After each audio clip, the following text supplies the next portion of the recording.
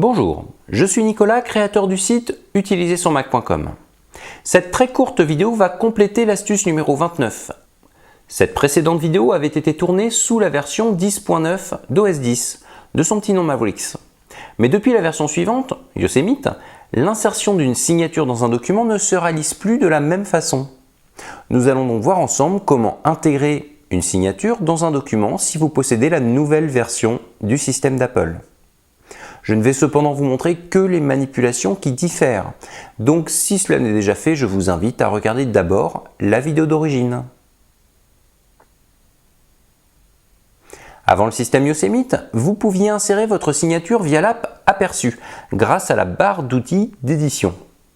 Maintenant, ce sera au moyen de la barre d'outils de balisage. Une fois cette dernière déployée, vous retrouverez un bouton signature. Dedans, j'ai toujours les deux signatures que j'avais créées lors de mon astuce d'origine. Et j'ai évidemment toujours la possibilité d'en rentrer une nouvelle. Mais contrairement à ce que me proposait Mavericks pour créer une signature, je ne suis maintenant pas obligé d'utiliser la technique de la feuille de papier devant la webcam. Je peux dorénavant me servir du trackpad. Pour cela, il suffit de suivre ce qu'il me demande. Je clique sur « Cliquer pour commencer », ça ne s'invente pas, et je signe sur mon trackpad avec un doigt. Une fois que c'est fait, j'appuie sur une touche pour terminer et je valide. Ensuite, pour disposer la signature dans le PDF, ça ne change pas. Je vais là où je souhaite la mettre, c'est-à-dire dans mon cas, à la fin du fichier. Et je clique dessus. Voilà. Donc en résumé, une fonction de plus, signer sur le trackpad. Cette technique est moins précise que la feuille devant la webcam, mais plus rapide.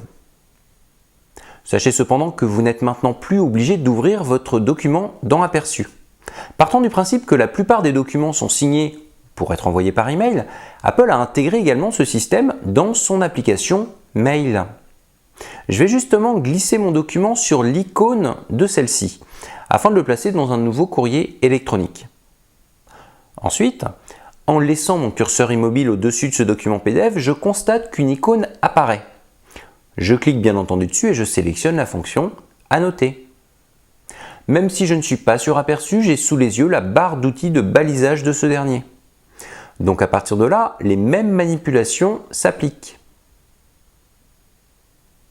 Notez pour terminer que si vous souhaitez conserver votre fichier qui a été signé dans le mail, il suffit de le glisser-déposer dans votre Finder. Ce complément d'astuce est fini. Je vous rappelle encore une fois que si vous n'avez pas vu l'astuce d'origine, il est plus que temps de le faire. Je n'ai effectivement pas tout détaillé dans cette vidéo complémentaire, notamment la fameuse technique de la feuille de papier devant la webcam. Je le répète, cette dernière vous permettra d'obtenir une signature beaucoup plus fidèle à la réalité par rapport à l'utilisation du trackpad. À très bientôt. Merci à vous d'avoir suivi cette vidéo. Si elle vous a semblé intéressante, cliquez sur le bouton j'aime.